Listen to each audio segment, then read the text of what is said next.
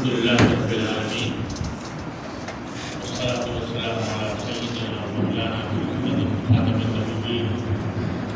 وامام المرسلین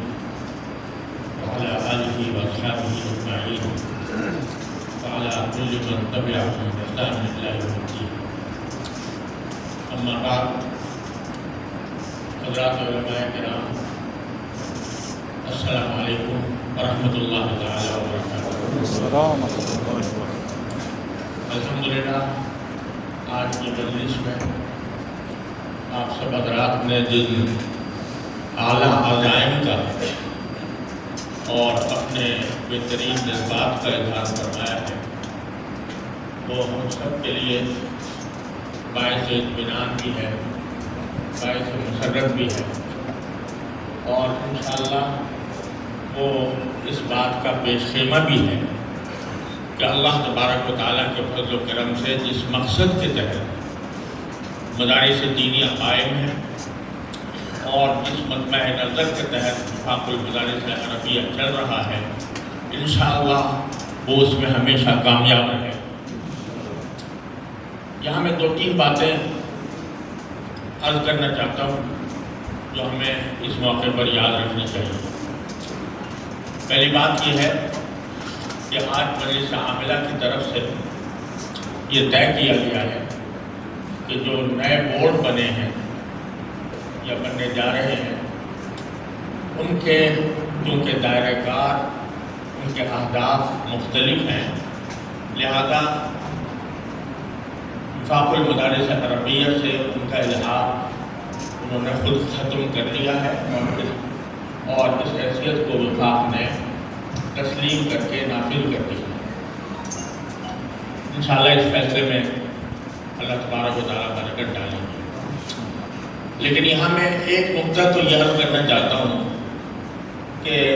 ان وفاقوں کی یا ان سے ملحق مدارس کی وفاق سے علیحدگی کی وجہ کوئی رقابت نہیں ہے۔ یہ نہیں ہے کہ ان سے کوئی ہماری دشمنی ہے، یہ نہیں ہے کہ ان کے ساتھ ہم کوئی زیادتی کا معاملہ کر رہے ہیں، بلکہ در حقیقت مدارس دینیہ کی جو اصل بنیاد ہے، اس بنیاد کی بنا پر یہ فیصلہ کیا گیا۔ بنیاد یہ ہے کہ الحمدللہ آپ سب جانتے ہیں کہ ہماری اصل روح جو ہے وہ دارالعلوم دیوبند سے شروع ہوئی تھی، اور اللہ تبارک و تعالیٰ کے فضل و کرم سے اسی کی شاخیں ہیں جو 4 ٹانگیں عالم میں پھیلی ہوئی ہیں۔ اس کی بنیاد اس مسئلے پر نہیں تھی کہ معاشرے میں ہمیں کیا سمجھا جاتا ہے یا معاشرے میں ہمیں کیا مقام ملتا ہے۔ ان کی بنیاد صرف ایک بات پر تھی کہ اللہ تبارک و تعالیٰ کس سے راضی ہوتا ہے۔ اس بنیاد کے اوپر مدارس قائم ہوئے تھے۔ دارالعلوم دیوبند کے تمام اساتذہ کرام، تمام اکابر، وہ در حقیقت یہ درد لے کر اٹھے تھے کہ اللہ تبارک و تعالیٰ جس کام سے راضی ہو وہ کام کیا جائے، اور اس کے لیے ضروری تھا کہ یہ مدارس کسی بھی بیرونی اثر سے آزاد ہو، یعنی یہ خالصتاً اللہ تبارک و تعالیٰ کی رضا کے لیے کام کریں، اللہ تبارک و تعالیٰ کے دین کی حفاظت کریں، اللہ تبارک و تعالیٰ کے نازل کیے ہوئے قرآن اور نبی کریم سرور عالم صلی اللہ علیہ وسلم کی سنت مطہرہ کو نہ صرف یہ کہ اس کا تحفظ کریں بلکہ آئندہ آنے والی نسلوں تک ان کو بلا خوف و خطر پہنچائیں۔ یہ ہے اصل مقصود۔ اس مقصود کے اندر اگر رکاوٹ پیدا ہو سکتی ہے تو وہ اس بات سے پیدا ہو سکتی ہے کہ کوئی بیرونی طاقت یا بیرونی اثرات اس کو اپنے کنٹرول میں لے کر اور اس کو اس نہج سے ہٹانے کی کوشش کریں، اور ان کو لالچ کے ذریعے یا خوف کے ذریعے اپنے اس مقصود سے ہٹانے کی کوشش کریں۔ ہم یہ سمجھتے ہیں کہ الحمدللہ وفاق المدارس عربیہ نے اب تک ہر مرحلے پر اپنے آپ کو حکومت کے بندھن میں بندھنے یا اس کے کنٹرول میں آنے کے ہر مرحلے پر مخالفت کی ہے، اور اس کے لیے طویل مذاکراتی جنگ لڑی۔ الحمدللہ ابھی تک وفاق اس کوشش کے اندر کامیاب ہیں اور وفاق کے تحت مدارس بالکلیہ آزاد ہیں، ان کے اوپر کسی حکومت کا کوئی دباؤ نہیں ہے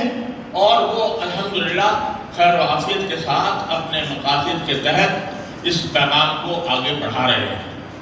اب اگر کوئی وفاق ایسا قائم ہوتا ہے جو پہلے قدم پر یہ منظور کر لیتا ہے کہ حکومت جو کچھ شرائط عائد کرے گی ہم اس کی پابندی کریں گے، تو یہ اس اصل مقصود کے خلاف ہے جس کے تحت یہ مدارس قائم کیے گئے۔ اس لیے عاملہ نے یہ فیصلہ کیا ہے کہ علیحدگی کا راستہ اختیار کیا جائے، اور اس میں بھی میں یہ کہتا ہوں کہ ہم نے یہ فیصلہ تو بے شک کیا ہے، لیکن کوئی دشمنی کی فضا قائم نہیں کرنی، کوئی عداوت کی فضا قائم نہیں کرنی، اور ایسا نہ ہو کہ ایک فریق دوسرے فریق کے اوپر اور دوسرا فریق پہلے فریق کے اوپر سنگماری کرے، یا ایسے بیانات دے، یا ایسے اشتعال انگیز تقریریں کرے، یا ایسی اشتعال انگیز تحریریں شائع کرے جس کے تحت باقاعدہ یہ ہمارے درمیان ایک دراڑ پڑ جائے۔ اگر ہم نے ایسا کیا تو جو دراڑ ڈالنا چاہتے ہیں انہی کو خوشی ہوگی، انہی کو مسرت ہوگی، اور ہم اس خوشی کے سبب بنے۔ لہذا بڑے وقار کے ساتھ، پورے اہتمام کے ساتھ، پوری احتیاط کے ساتھ اپنے اس موقع پر ڈٹے رہیں، لیکن ڈٹنے کے ساتھ اس بات کا اہتمام کریں کہ کسی کو کے اوپر کوئی دشنام درازی نہیں کرنی، کسی کے خلاف کوئی اشتعال انگیزی نہیں کرنی۔ اور جیسا کہ میں نے پہلے بھی ایک مرتبہ اجتماع میں عرض کیا تھا کہ حضرت امام مالک رحمۃ اللہ علیہ نے جب موطا لکھی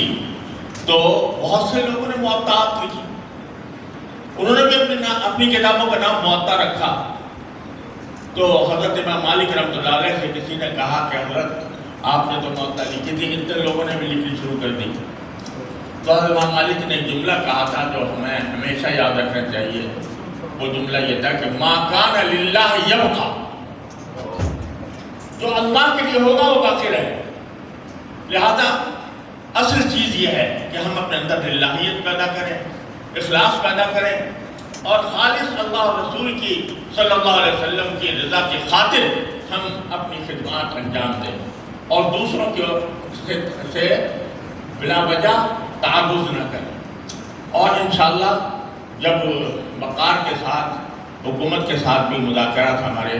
جاری ہیں، اور وہ انشاءاللہ اس میں ہم اپنے مطالبات کو جب تک منوا سکیں گے اس وقت تک منوانے کی کوشش کرتے رہیں گے۔ خدا نہ کرے اگر کوئی ایسی صورت پیدا ہوئی تو ہم بہرحال مدارس کے اس مزاج و مذاق کو کسی قیمت پر قربان کرنے کے لیے تیار نہیں۔ کچھ بھی ہو جائے، کوئی خوف، کوئی لالچ انشاءاللہ ہمیں اس مزاج و مذاق کو سے ہٹنے کے اوپر مجبور نہیں کر سکتا، لیکن یہ اسی وقت ممکن ہے جب کہ سب اتحاد و اتفاق کے ساتھ یہ فریضہ انجام دے۔ اور انشاءاللہ مجھے اللہ تعالیٰ کی رحمت سے امید ہے کہ جس طرح آپ نے اپنے جذبات کا اظہار فرمایا ہے، اللہ تبارک و تعالیٰ کے فضل و کرم سے اس اتحاد و اتفاق کے نتیجے میں انشاءاللہ آپ فتح یاب ہوں گے، آپ کے جو مقاصد حقیقیہ ہیں وہ انشاءاللہ پورے ہوں گے، اللہ تبارک و تعالیٰ اس میں برکت ڈالے گا۔ بس یہ کہ ہم تعلیم کی، مدارس کا کام تعلیم ہے، اور جیسا میں نے عرض کیا کہ جہاں تعلیم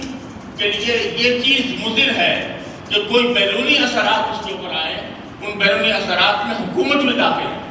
اور اس پوری بیرونی اثرات میں سیاست بھی داخل ہے۔ ہم سیاست سے الگ ہو کر، حکومت سے الگ ہو کر، ہم خالص اللہ اور اس کے رسول صلی اللہ علیہ وسلم کی رضا کے لیے اپنی تعلیم میں مصروف رہیں گے تو انشاءاللہ کوئی طاقت ہمیں نہیں مٹا سکے گی۔ اللہ تبارک و تعالیٰ ہمیں اس پر قائم رکھے، اپنے بزرگوں کے طریقوں کو مضبوطی سے پکڑ کر چلنے کی توفیق عطا فرمائے، اور اللہ تبارک و تعالیٰ ہر قدم پر کامیابی ہمارا مقدر ہو۔ وآخر دعوانا الحمدللہ۔